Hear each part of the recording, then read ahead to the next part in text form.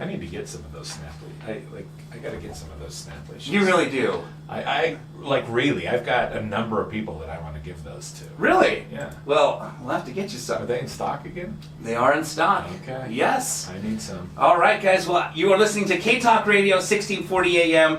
This is the show Utah Home Sweet Home, and I am your host, Yoshi Shiraki. Our special guest today is Jeff Barson. He is sharing some knowledge with us on Airbnb nightly rentals. Dropping the knowledge bomb. Dropping the knowledge bomb. So if you've ever thought about doing some Airbnb to make a little extra income, and you weren't crazy about doing, a total yearly rental, then you're going to definitely want to pay attention to the rest of this show. So Jeff, it's time for the Nightmare Story segment. Please, can you enlighten us with some bad news? Oh boy. Well, there's a couple. So I did have, one time I had my place in Heber, and decided to rent that out, and that was a little bit of a nightmare story. They kind of damaged the place and some other kinds of things. It turned out okay. Yep. But was not the best. But the story I was going to tell you is just this last time at Sundance. So the way that Airbnb works, you manage your calendar and you get these invitations that kind of come in. And in general, I have an ability for somebody to just go in and book the place. I don't if they have I am allowed to make some settings. So if they've got a verified ID and some other kinds of things, they can just go book the place. Sundance is oddly particular in some kinds of the ways that kind of manages with the amount of demand. So in Park City, there are 2 times a year, the week between Christmas and New Year's and Sundance, when there's essentially 100% occupancy around town. Got it. And I got a request and a booking for the first week of Sundance. And there weren't any kind of reviews. It was, it struck me as kind of slightly odd the way that it kind of came in. The name on the, I can see the name on the credit card didn't quite match the name of the person who had registered and some other kinds of things. And so I didn't feel really good about it. Okay, and so I actually called up Airbnb to see what I could find out about this host, and they didn't really have any information. And the other thing is, I've got a lot of people that I know, people from New York and other places that are always interested in Airbnb. And so I made a decision to cancel this booking. And I did this within, and this is probably 6 weeks before Sundance. Okay. I got the booking. I canceled it within probably 2 hours. Wow, quick. Yeah, super quick, because I knew that somebody who was looking, if they were in any effect, they're going to need to find another place. Yeah. And so I try and do that. If I have to do that, I try and do it just as soon as possible. So everything happened just the way it should. I got a cancellation notice and some other kinds of things. Ended up, booking it and some other night, during Sundance, and I don't remember exactly where I was. I think I was up at the U, actually. And I got a text message that says, hey, can you give us the code to the house? Which is slightly odd as well, because people usually are using the Airbnb app or something, not texting me directly. Right. But in one of the emails that goes out, I include my phone number if there's an emergency.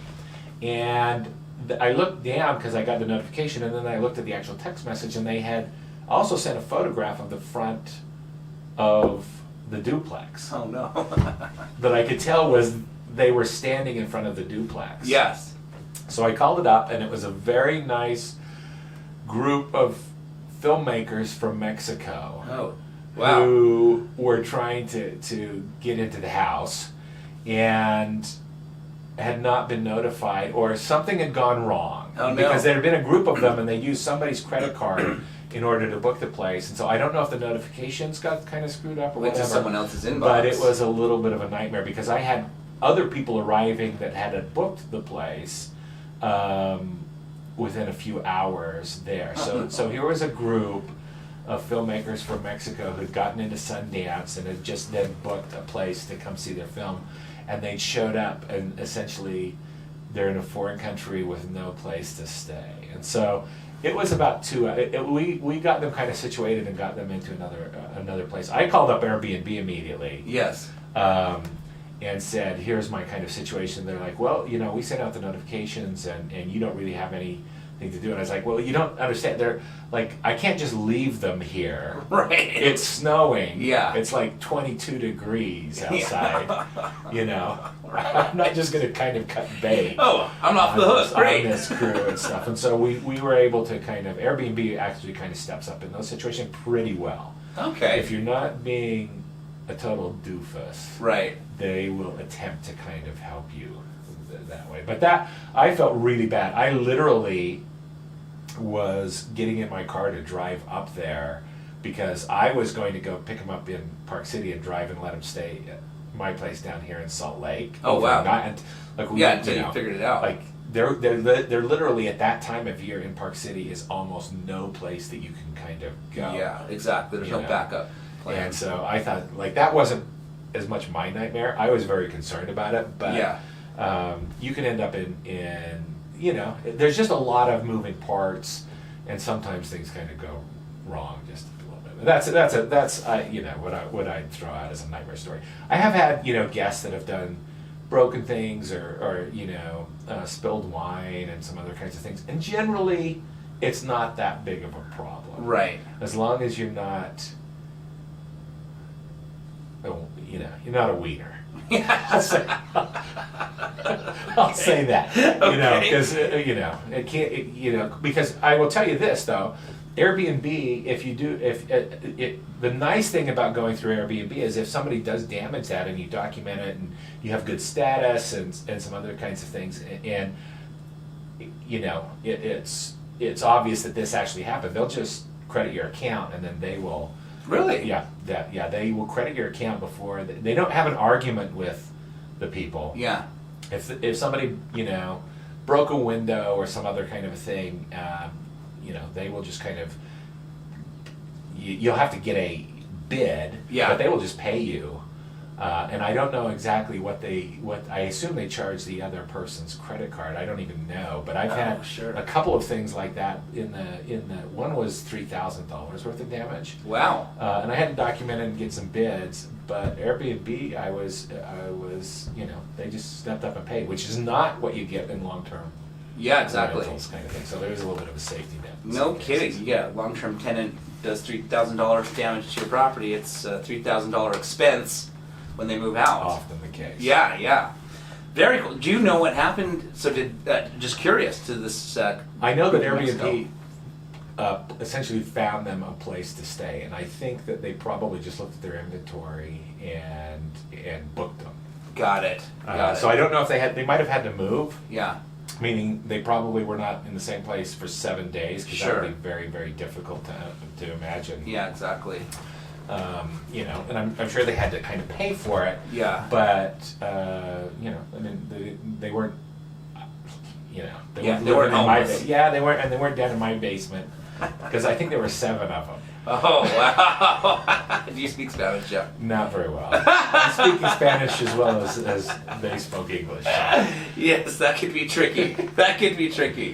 Got it. And do you know if they? You probably have no idea, but just curious. I mean, they probably stayed in Park City, or maybe they got down to Salt Lake, or they might have gone over to Heber. I mean, there's a lot of places. I don't know where they actually ended up. Got it. But I did follow up, and Airbnb just said, we found a place for him and stuff. So I was like, okay. Gotcha. I'm gonna have to drive up the canyon. Yeah. Oh man, that is definitely a nightmare story. Just out of curiosity, what was $3,000 in damage that happened? A family reunion. Okay. They'd rented the place in Heber for a family reunion, and essentially, I think probably gotten drunk, and so there was some. This was not a nightly rental place. This was a little bit of a nicer place. Yeah. Ended up putting a bunch of scratches in some antiques and some stuff like that. It was something, to be honest.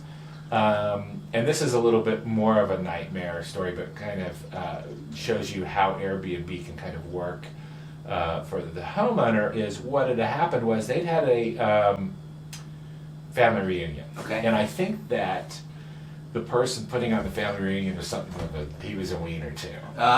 And so he made a claim that, I had never rented this place before. Okay. And I left one of the things unchecked or checked or something like that. Yeah. That said that breakfast was included for some reason. Okay. Like when I was making the listing, Yeah. I had checked that like breakfast was included. Yes. Now we had communicated, and he asked about that specifically because this is a home Yeah. on 2 acres of land. Like there's no like It's a horse live-in- property. Yeah, it's a horse property. There's no live-in help or anything. Right. So he said, is breakfast included? And I texted him back very clearly. Yeah. No, this was a mistake and stuff. And so what happened is after they had stayed there, I wasn't really happy because they had they had damaged some stuff. They damaged some hardwood floors and some other Yeah. kinds of things. But I was just kind of like, sometimes you take your lumps. Yeah, It's yeah.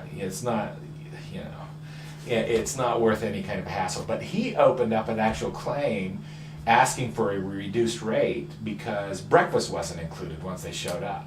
And so I had some conversations with Airbnb, and I was able to show, yes, here's this documentation that, we had exchanged this information because it happened in their platform. Yeah. Where, I had apologized. I think I'd actually given him $50 off of the total rental, which was I think the rental was like $7,000. Got it. Because they stayed there for, I think, 5 days, something like that. Okay. And he was being weird. I think what was happening was he was attempting to kind of cover his costs. So the family reunion, everybody chipped in, say, $1,000. Right. And so he had been responsible for it. And after the dust had cleared, I think he was thinking like, oh, I think I could get a refund here. And I don't know that I would just tell everybody in the family that this had happened. Yeah. I think that was what was actually going on.